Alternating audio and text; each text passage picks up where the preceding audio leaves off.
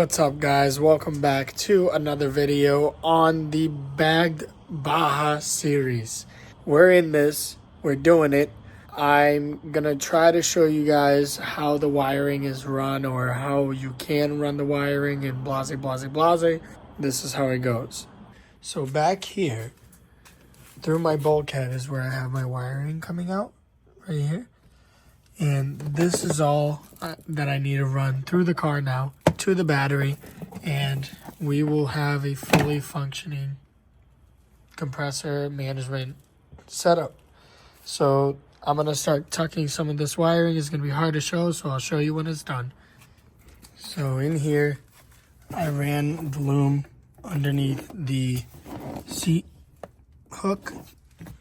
Behind here, we have the wire loom coming in from the bulkhead.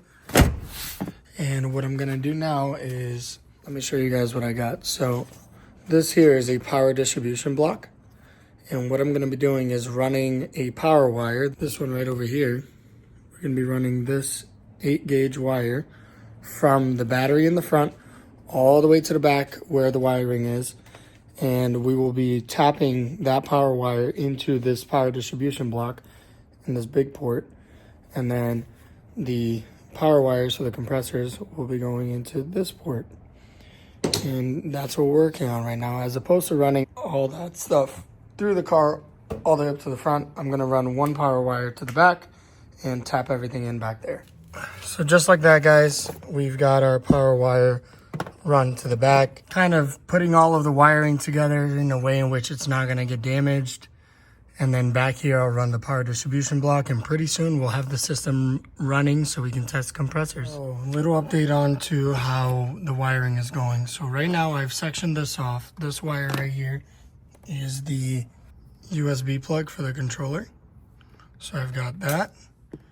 And then these wires here are the power wires to the entire system. Let me get this wire tucked and put where it's gonna go, and then I'll work on that mess over yonder. So a new status update. I took apart all of the trim molding that goes along the side. I routed the wire away from any tabs or any clips or anything like that. The wire is going all the way up to the front from my remote. It goes all the way through the carpet, around, away from anything that moves. And here is the USB. And right here is the rest of the wire that needs to plug into that USB so that I can have my controller right here. This is where I think I want my controller to live. So here's the controller. It'll live right there. And this is also a cup holder, so I'm going to make sure I give enough wire slack so that I can move with the cup holder as needed, or maybe I'll have it below it, or maybe to the side. I'm not sure. Either way, it's going to get mounted right over here in this area. Or maybe, considering where it is, I might have it down here in the cup holder.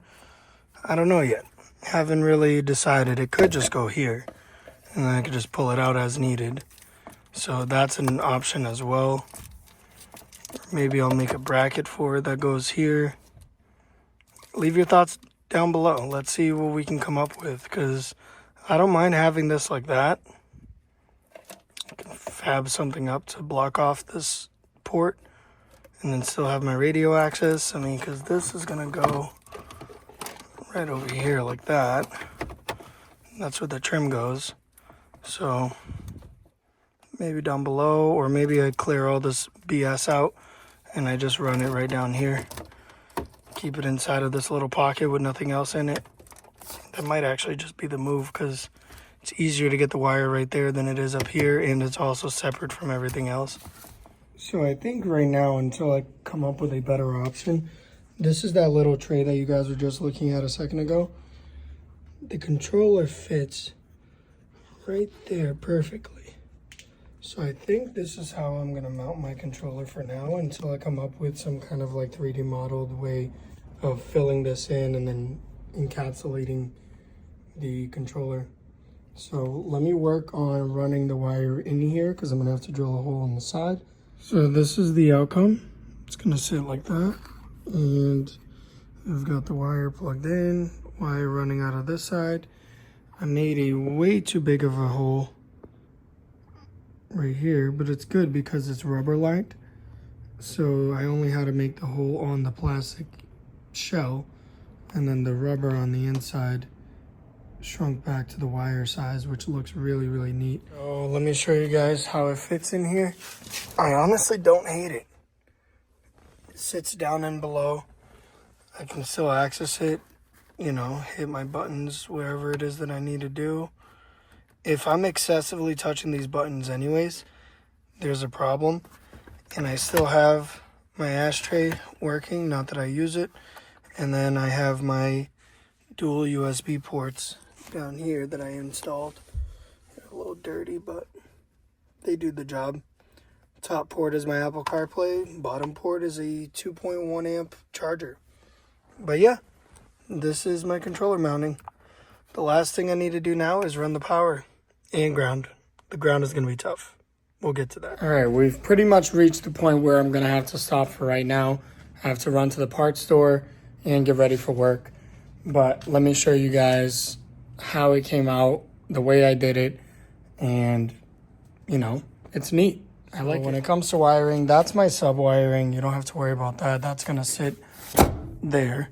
But for everything else, right here I have 2 ground wires. One of them is going to go to that bolt. One of them is going to go to this bolt so that they're not on the same ground. I'm going to obviously grind down the metal here to make sure I'm getting a good connection. But back here, I've got my power control box, you know, roughly mounted there.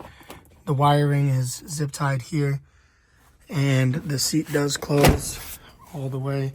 So now everything is going to be nice and hidden and clean for the most part. Oh, I put the trim back in there. A pillar, B pillar, covers and stuff. And what I'm most proud of is the placement for that controller. I love it. It looks really clean. It looks really nice. I'm excited to see it turned on. And just a refresh so you guys can see. There we go. Perfect. That's gonna do it for this moment. And let me run to the store and I'll finish this up tonight. I got home, I wired the 3 buttons, and we've got power. Also, both my compressors are working indeed. It's just my battery is dying on the car, so it's not gonna turn on the compressor. Reading 135 PSI in the tank. We're in business. And just like that, we wrap up this episode.